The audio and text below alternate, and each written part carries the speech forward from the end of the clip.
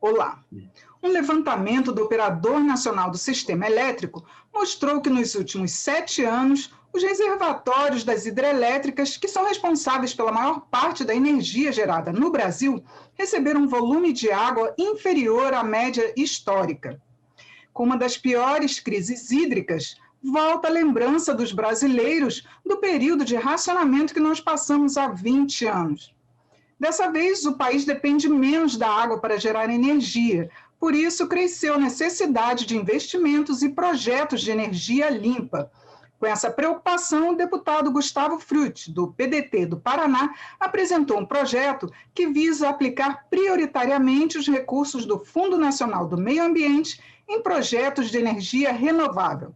Bem-vindo, deputado. Olá, obrigado.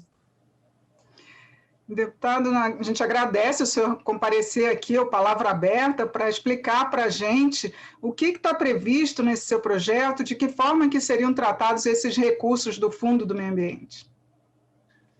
Regina, como você bem destacou, nós estamos vivendo uma crescente crise hídrica e já há áreas com racionamento. Aqui no Paraná nós já temos racionamento de água, e, naturalmente, há toda uma preocupação do potencial de continuidade de geração de energia hidrelétrica, que é a grande fonte de energia do Brasil, e até registro que o Paraná é responsável por quase 1/4 da geração de energia hidrelétrica.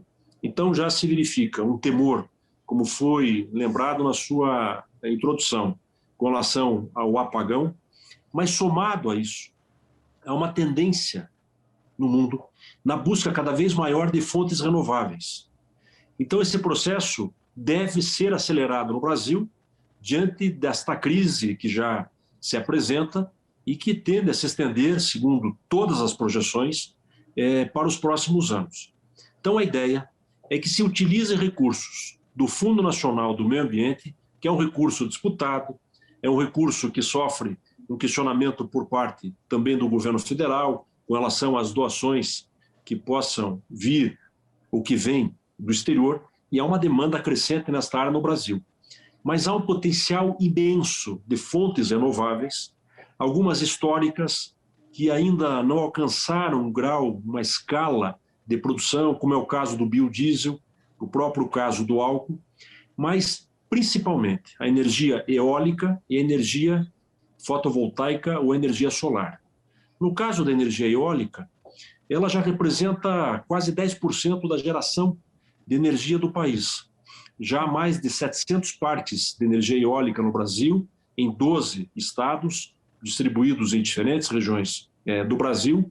E a energia solar, apesar de representar menos de 2% de toda a matriz energética brasileira, ela tem o potencial de geração desde um pequeno produtor, um microgerador, ou até em escala. Lembrando que o Brasil tem uma insolação em diferentes regiões, inclusive no sul, maior do que a Alemanha, por exemplo, que é a grande geradora de energia solar na Europa. Ou seja, há um potencial maravilhoso de energia renovável, sem grandes impactos ambientais, mas é necessário destravar algumas questões hoje para grandes investidores, mas incentivar principalmente pequenos investidores ou pequenas gerações em comunidades, e daí a ideia de se utilizar parte do recurso do Fundo Nacional do Meio Ambiente para priorizar energias renováveis no país. Quanto desses recursos poderiam ser utilizados, inclusive para beneficiar o pequeno consumidor, a pessoa, porque muitos condomínios, por exemplo, já começam a utilizar as placas fotovoltaicas, não é isso? Bem lembrado, e são projetos que podem ser a partir de 10, 20 mil reais, claro, para pequenas unidades, mas no caso de condomínios com 100, 200, 300 mil reais, é possível uma geração que atenda àquela demanda, e claro que isso tem o potencial de se multiplicar. Então, às vezes a gente pensa em grandes valores. É evidente que eu já vi estudos que apontam a necessidade de investimentos de médio e longo prazo que superam a marca do bilhão, de mais de R$1 bilhão. mas nós estamos falando em projetos que podem iniciar com R$100 mil, R$1 milhão, R$5 milhões, ou seja, se enquadram facilmente dentro dos projetos do Fundo Nacional do Meio Ambiente e, necessariamente, vão ganhar escala com o tempo. Eu dou um exemplo, quando fui prefeito de Curitiba, nós fizemos um primeiro projeto piloto para aquecimento de água com energia solar, um conjunto habitacional em 66 casas. Ou seja, foi um projeto experimental, uma área pequena, um investimento evidentemente menor, mas que se mostrou altamente viável. E em um ano, o consumo daquela água com energia solar paga um sistema convencional. Então, é possível começar em menores projetos, em regiões distantes, por exemplo, onde tem uma forte incidência solar ou com potencial eólico, e gradativamente ganhar escala e, paralelo a isso, também destravar investimentos para as chamadas usinas de geração de energia, seja fotovoltaica ou eólica. Isso está sendo tratado também no Congresso, em outros projetos, em outras comissões, mas a gente quer, paralelo a isso, ter uma fonte permanente para que se incentive esta substituição energética, lembrando que nós estamos na iminência de possivelmente viver um novo apagão no Brasil, se continuar a crise hídrica dos últimos meses. Sim, e no meio dessa crise hídrica que a gente já está vivendo, o senhor acredita que esses investimentos agora ainda vão ser capazes de evitar um racionamento? Sim, e eu vou além. Muitos países, e o Brasil reagiu ainda nesse período, nesse atual governo, com relação a alguns programas internacionais e pactos internacionais referentes a mudanças climáticas.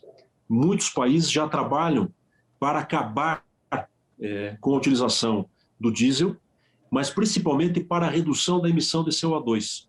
Ou seja, é uma tendência sem volta, não só para enfrentar a crise hídrica, e é claro que essa transição terá um custo, é impossível imaginar que o investimento possa suprir, num curto prazo, a queda do potencial de geração de energia hidrelétrica, que é uma estrutura e um ativo maravilhoso que o Brasil tem, mas que sofre as consequências da crise, mas também pensando no médio e longo prazo, para que haja um incentivo de fontes renováveis, reduzindo consideravelmente a emissão de CO2, que cientificamente, comprovadamente, tem um efeito no clima.